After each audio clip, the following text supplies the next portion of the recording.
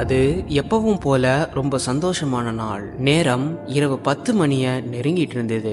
எப்பவும் போல நிம்மதியா தூங்கிக்கிட்டு இருந்த அந்த நபர் இப்ப திடீர்னு மூச்சு விடுறதுக்கு சிரமப்படுறாரு. அவர் நெற்றி முழுவதுமே வியர்க்க ஆரம்பிக்குது. அது மட்டும் இல்லாம அவர் முடி எல்லாமே சிலிர்க்க ஆரம்பிக்குது. இப்படி ஒன்னா நடந்துகிட்டு இருக்கும் போதே நாம யாரும் இதுவரை பார்த்திடக்கூடாதுன்னு நினைக்கக்கூடிய விஷயங்கள் இப்ப அவர் கண்ணு முன்னாடி தெரிய ஆரம்பிக்குது. அது ஷைத்தான் இப்ப அவர் கண்ணு முன்னாடி தெரிய ஆரம்பிக்கிறான். அவன் அவருக்கு தெரியறது மட்டும் இல்லாம அவரை நெருங்கவும் முயற்சி செய்யறான். எப்பவும் போல நிம்மதியா தூங்கிக்கிட்டு இருந்த அந்த நபரோட வாழ்க்கை இப்ப திடீர்னு இப்படி மாற காரணம் என்ன?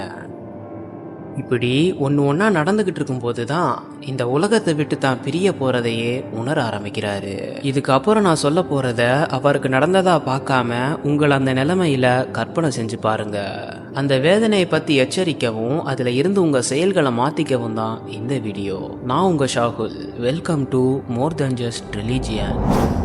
يا عبادي الذين آمنوا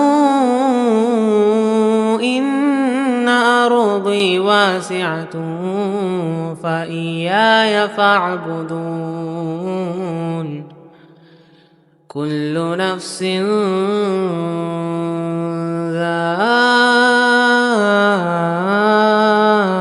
ذائقة الموت كل نفس ذائقة الموت ثم إلينا ترجعون. உங்க கருத்துக்கு ரொம்பவும் நன்றி. இது மாதிரி வீடியோவுக்கு இப்பவே சேனலை சப்ஸ்கிரைப் பண்ணிக்கோங்க. உங்களுக்கு தேவைப்படுற வீடியோவோட தலைப்பை கமெண்ட்ல தெரிவிக்கலாம். அது மட்டும் இல்லாம யூடியூப்ல காப்பிரைட் வரக்கூடிய வீடியோஸ் எல்லாமே இன்ஸ்டாகிராம்ல தான் போஸ்ட் பண்ணுவோம். ஸோ அங்க ஃபாலோ பண்றது மூலமா அந்த வீடியோஸையும் இன்ஸ்டண்டா பார்த்துக்க முடியும்.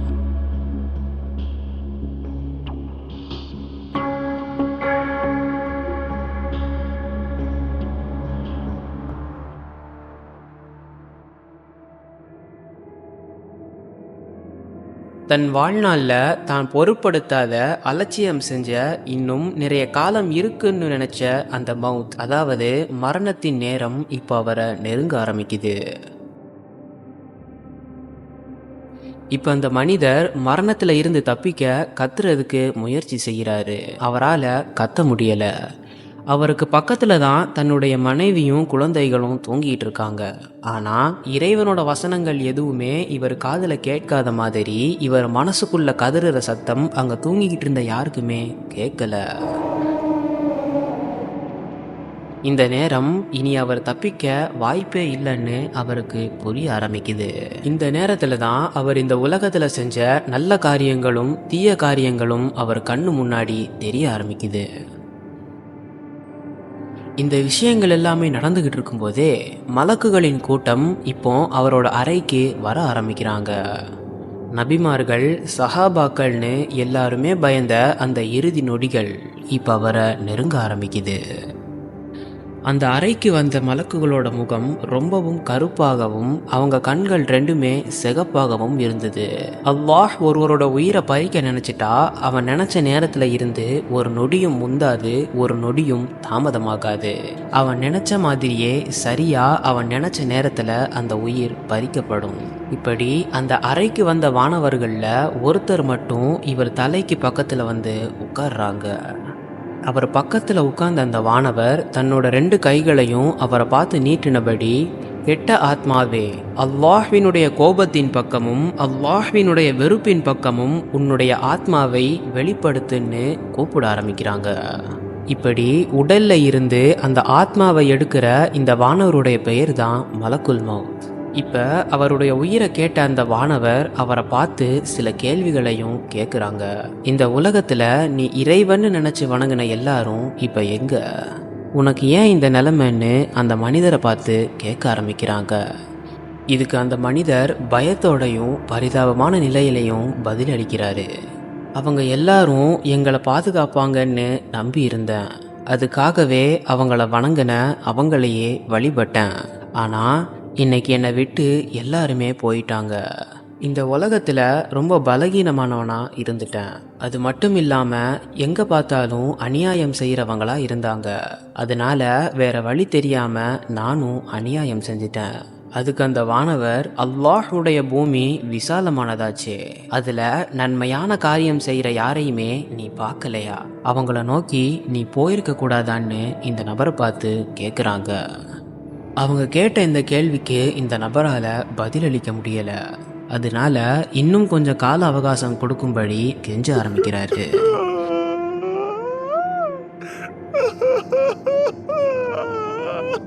அவரு இப்படி இந்த கடைசி நேரத்துல கெஞ்சுறதுனால அந்த வானவர்கள் இவரை விட்டுருவாங்களான்னு கேட்டா அது கிடையாதுன்னு தான் சொல்லி ஆகணும்.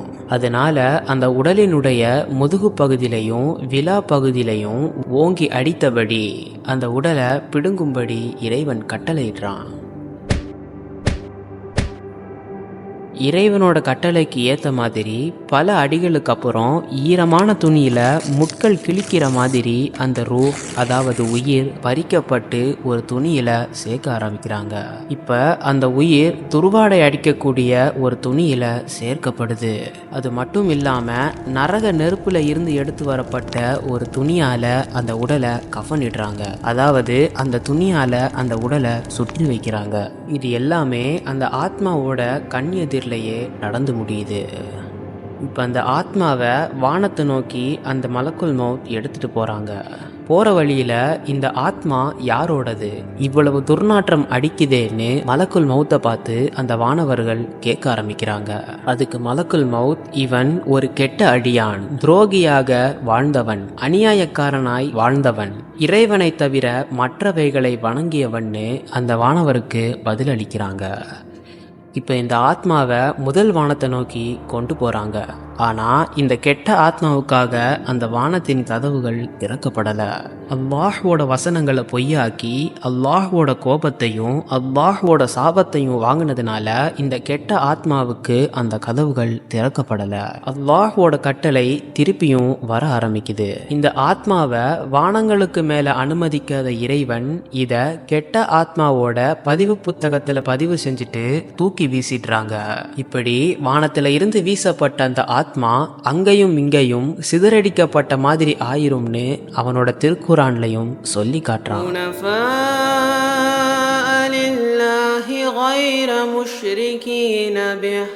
ومن يشرك بالله فكأنما